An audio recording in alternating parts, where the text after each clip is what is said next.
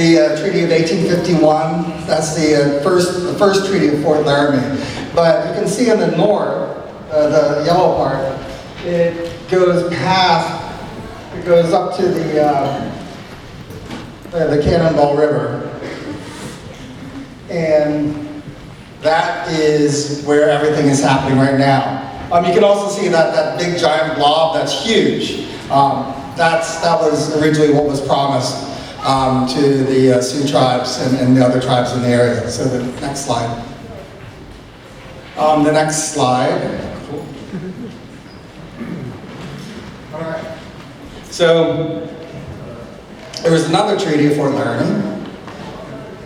And what happened is everything kind of disappeared, and you have the sort of white area inside is now the Great Sioux Reservation, and everything else kind of starts to go away. And so then the third slide. So next Congress passes an act, and this is now just a tiny part of that first map. But you can see where Standing Rock is, and it's also part of some other tribes, Cheyenne River Sioux Reservation, and Rosebud. And then the fourth slide.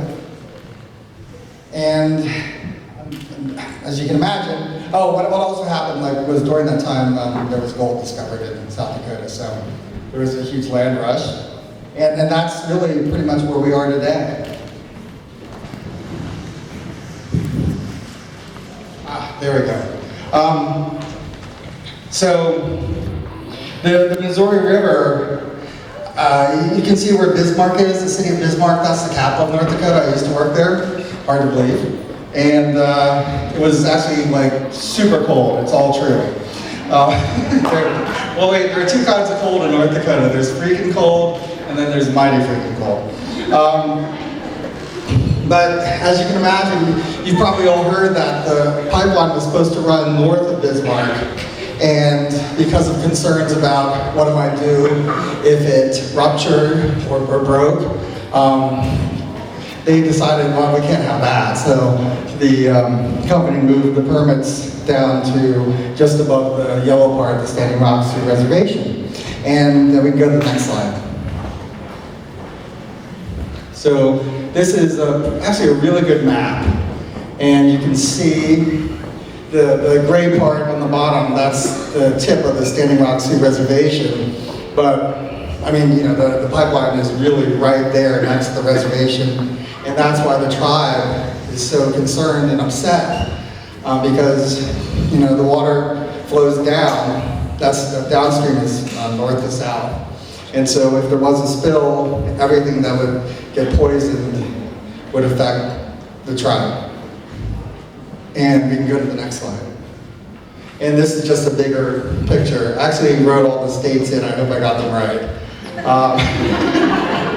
If they're out of order, it's totally my fault. But that gives you a kind of a sense of where, you can see the boundaries of the Great Sioux Reservation originally, and you can see where the pipeline goes. It really goes right through the heart of Indian country. And then the next slide. So, just an update, there are cases that are in North Dakota, but the big one that the tribe started are in Washington, D.C. And the reason is that when you sue someone in federal court, you can sue where you're based from, so the tribe could have sued in North Dakota, or they could have sued in South Dakota. About 2/3 of the reservations in South Dakota. But the Army Corps is in Washington, D.C., and the thinking is that the court in D.C. is probably going to be a little bit more favorable. So in July of this year, the Standing Rock Sioux Tribe sues the Army Corps of Engineers, basically seeking to block the pipeline. About, 2 weeks later, they asked for a preliminary injunction, which is what you ask for when you want a company to stop digging, stop building.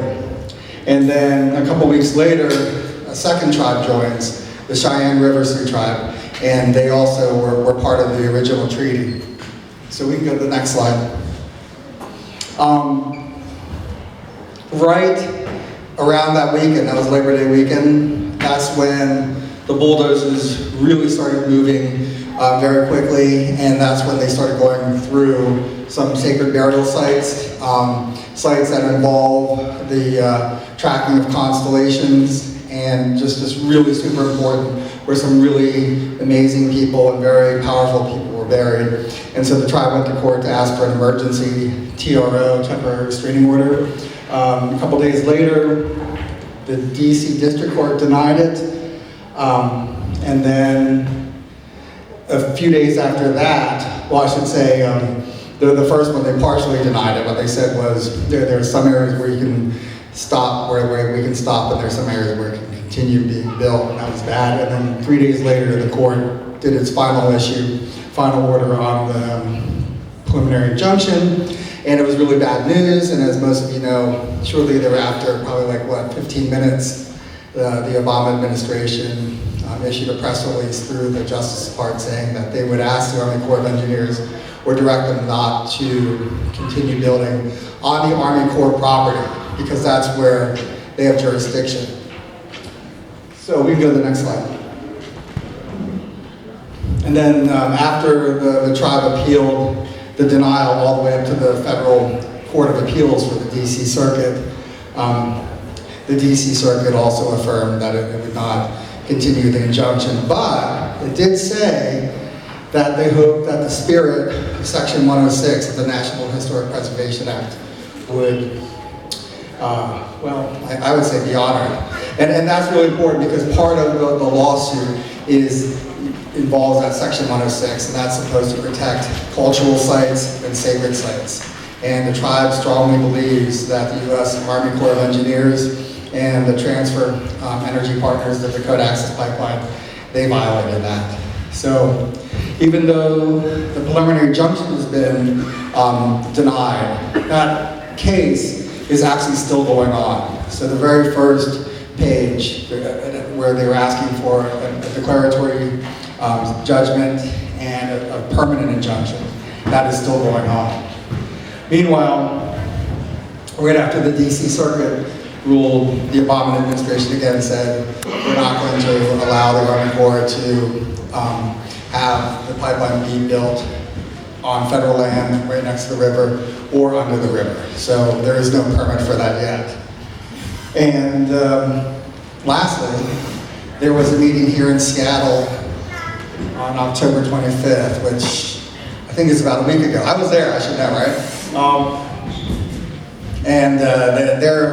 The administration heard from the tribes, and in fact the Cheyenne River Sioux tribe was out here, and the first thing they said was that it's really not a consultation. For them, a consultation means that the United States government officials go to the Sioux reservation and sit in front of their tribal council and listen to them.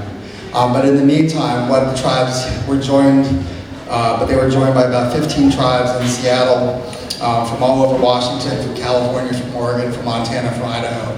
And they all asked for 3 very specific things. They asked that the Army Corps issue a stop work order to immediately stop the pipeline from being built.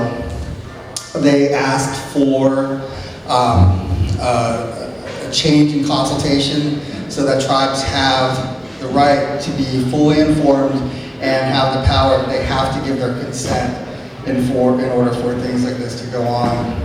And the third thing was they want the administration to revoke the permit for the entire pipeline.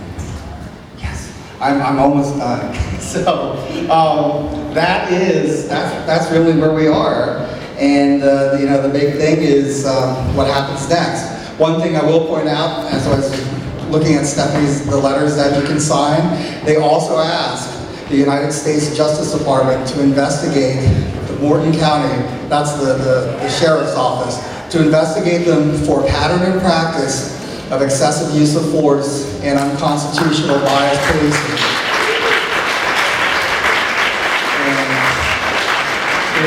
That's actually what a lot of you probably were involved, but in 2010, when all of our communities got together and wrote the Justice Department and said, we want you to investigate Seattle police for the same thing, they came in and they did that, and they can do that in North Dakota, and I hope they do. So, all I can do, I'm done.